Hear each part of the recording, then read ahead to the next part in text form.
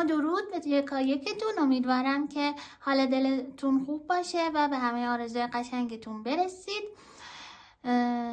کوین آف تاروت هستم. کانال دوم منه و کانال اول من تاروت لنده و اینکه خوشحال میشم دکمه سابسکرایب رو همین الان بزنید، کامنت های قشنگتون رو برام بذارید، لایک هم فراموش نشه. توی این ویدیو میخوایم که 3 واقعه رو نیت کنید. حالا اگر 1 نیت، 2 نیت یا 3 نیت دارید، میخوایم ببینیم در آخر چه اتفاقی خواهد افتاد. لطفاً چشماتون رو ببندین، با پایین اومدن ارتعاش کاسه تبتی چشماتون رو باز کنید و گزینه‌ها رو میارم جلوی دوربین، هر کدوم رو که میخواید انتخاب کنید و فالمون رو شروع کنید. لطفاً نفس عمیق بکشید، چشماتون رو ببندید.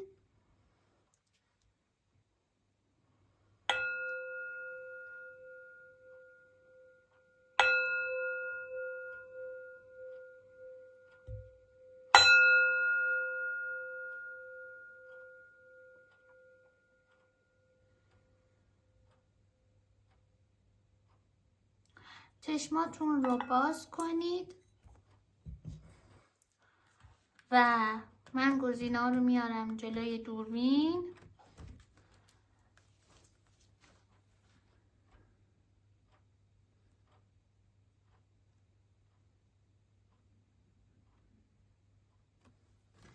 گزینه اول، گزینه دوم و گزینه سوم.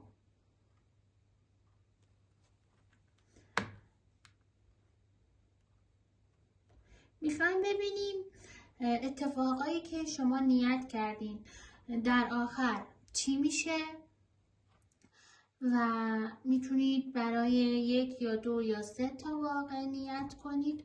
ببینیم در آخر چه خواهد شد. از گزینه اول شروع میکنم.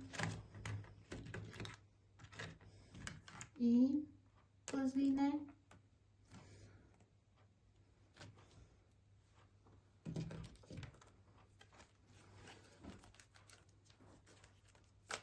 لطفاً همینجور که ویدیو رو دارید میبینید دکمه سابسکرایب رو هم بزنید.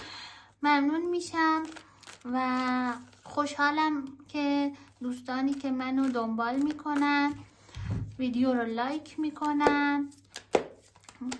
ویدیو رو واسه دوستانتون هم بفرستید. خب ببینیم در آخر چه خواهد شد برای این اتفاقی که شما نیت کردید.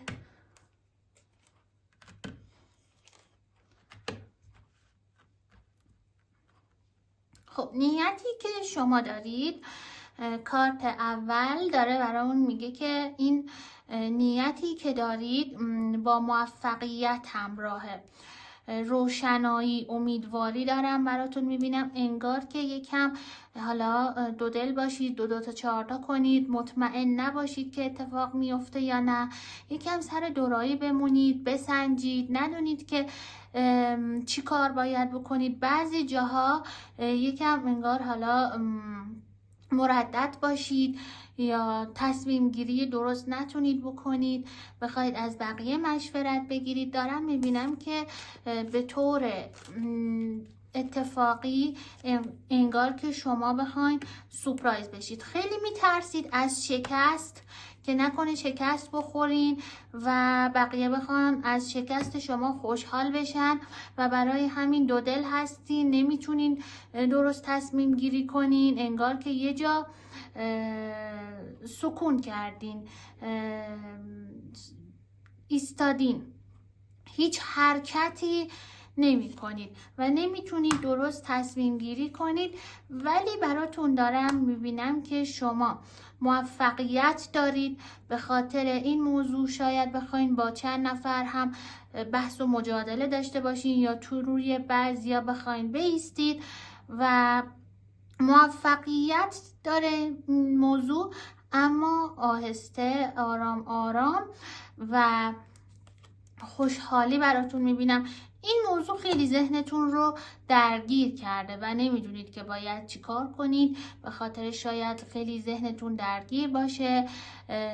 این روزها انگار دقت نداشته باشید و نتونید درست تمرکز داشته باشید. ولی در آخر میبینم که موفقیت، جام پیروزی توی دستان شما هست و به هر چیزی که بخواید میرسید. فقط باید یکم صبر کنید، ترس و دودلی و ناراحتی رو بذارید کنار. فکر نکنید که شکست میخورید یا ضربه میخورید. این افکار منفی رو بذارید کنار و به راهتون ادامه بدین. آهسته آهسته به موفقیتی که باید دست پیدا میکنید و یک نفر هم توی این راه امکان داره که به کمک شما بیاد و مشکلتون رو حل کنه. یک همدم، یک یار من برای شما دارم میبینم. خب بریم سراغ گزینه دوم، ببینیم که برای گروه دوم قراره چی در بیاد.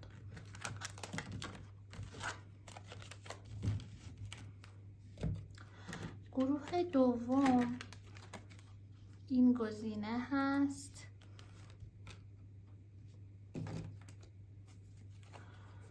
ببینیم نیتی که شما دارید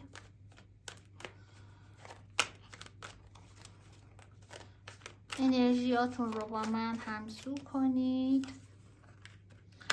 خب نیتی که دارید میبینم یک سری ناراحتی ها، حالا دلشکستگی ها، بی‌حرمتی ها اتفاق بیفته و یک سری مخالفت ها دارم من میبینم، ولی برد با شما هست، موفقیت با شما هست. انگار که سر یک موضوع یا یک مسئله خیلی پافشاری میکنید، میخواین که این مسئله رو به اتمام برسونید، قرص و قایم بشه، کامل تموم بشه، درست بشه، جا بیفته و خیلی تلاش کردین و اینکه میبینم شما 100% به اون چیزی که باید میرسید، به اون نیتی که کردید 100% محقق میشه. ولی حواستون باشه که این خبر، این اتفاق رو به گوش بقیه فعلا نرسونید تا کارتون 100% انجام بشه و موفقیت دارم براتون میبینم. انگار که برای گروه دوم یک سریا بیشتر نیت احساسی داشتن. اگر نیتتون احساسی هست، من دارم براتون میبینم که شما به اون چیزی که میخواید میرسید. حالا اگر کسی قولی به شما داده، گفته کاری براتون انجام میده، یا هر قدمی که قولش رو داده بخواد به سمت شما برداره، برای شما برداره، به قولش عمل میکنه و شما به موفقیت میرسید. دارم براتون خوشحالی میبینم. و اگر حالا جدا از همه اینا نیت‌های مالی، کاری یا تحصیلی، ماده، هر چیزی که نیت کردین، اگر پولی از کسی میخواید، دارم میبینم که این پول به شما میرسه 100%. شما رو دارم توی رفاه و آسایش میبینم و بهترین کارت ها براتون در اومد. فقط بهتره که عجله نکنید و صبور باشید. براتون دارم 100% حاجت روایی میبینم. انگار که برای این نیتتون نذرهایی هم کرده باشین. حتما نذرتون رو ادا کنید. خب بریم سراغ گزینه سوم. این خانم، دوستانی که گزینه سوم رو انتخاب کردن،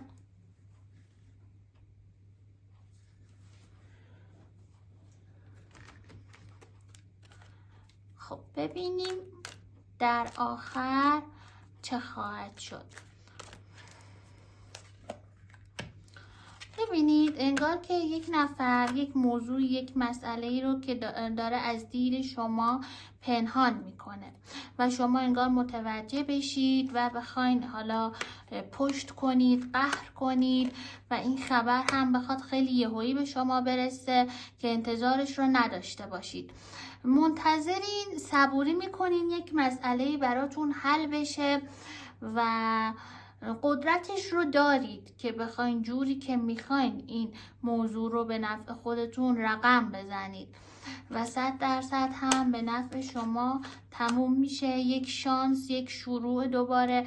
فقط بهتره که لجبازی نکنید و دست از ناامیدی، دلسردی بردارید. ببینید این حالا برای عده از دوستان میبینم اگر نیت احساسی کردین، میبینم که این نیت احساسی شما اشخاص بهتری سر راهتون قرار میگیرن و شما انرژی منفی یا چشم بد روی شما خیلی اثر گذاشته. این روزا امکانه این که یکم سرد شده باشین، حال و حوصله چیزی نداشته باشین، حال و حوصله رابطه، بیرون رفتن، با دوستاتون وقت گذروندن انگار ندارین. دلتون شکسته، ضربه خوردین، اشک ریختین، یاد یه نفر افتادین، یاد یه چیزی افتادین، مرور خاطرات کردین. هر چیزی که هست انگار این روزا اصلا حال دلتون ابریه، حال حوصله ندارین، حالتون خیلی بده. ولی میبینم که افراد بهتر، جدیدتر که موقعیت خیلی خوبی داشته باشن به سمت شما میان و از شما یک شانس میخوان که شما اونا رو تو زندگیتون راه بدین. در مورد مسائل دیگه هر چیزی که هست نیت کردین مراقب باشین. انگار دزدی، دروغگویی، کسی بخواد چیزی از شما برداره، بدزده، یه چیزی از شما پنهان کنه، پشت سرتون بدگویی کنه، حرف بزنه و این به گوش شما میرسه. کائنات شما رو خیلی دوست دارن و همیشه بهترینا رو برای شما رقم میزنن و هیچ وقت شما در نمیمونید، همیشه بهترین ها براتون اتفاق میفته. دقیقه آخر تو اوج ناامیدی، تو اوج ناراحتی، اون معجزه‌ای که باید برای شما اتفاق میفته و انگار امیدوار میشید. بهترین ها براتون اتفاق میفته، فقط شما عجله نکنید و اون چیزی که دلتون میگه، حستون میگه دقیقا همونه. شک نکنید، حس ششم قوی دارید، نادیدش نگیرید. قدرت ذهنتون خیلی بالاست، به هر چیز خوب و بدی که فکر کنید دقیقا همون اتفاق میفته. پس بهتره که به چیزای خوب و مثبت فکر کنید چون براتون میبینم که به وقوع میپیونده.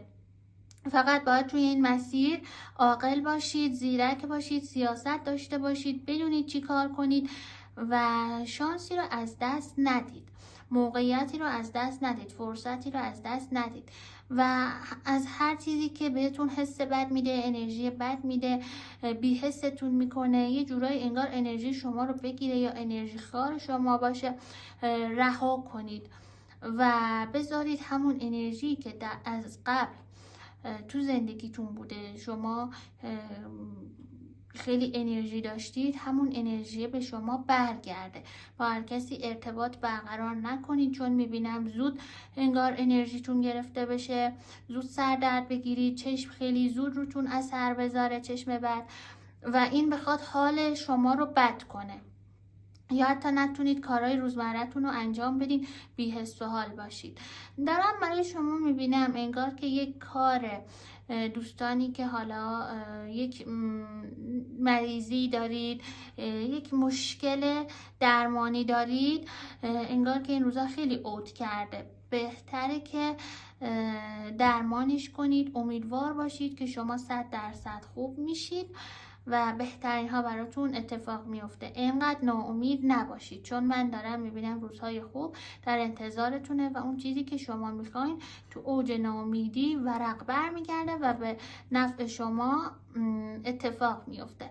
فقط مراقب اطرافیان باشید. دوز و کلک هایی دارم میبینم، پنهانکاری هایی دارم میبینم، کسی بخواد در اطرافتون کاری انجام بده و شما خبر ندارید ولی خوشبختانه مچش رو میگیرید و متوجه میشید.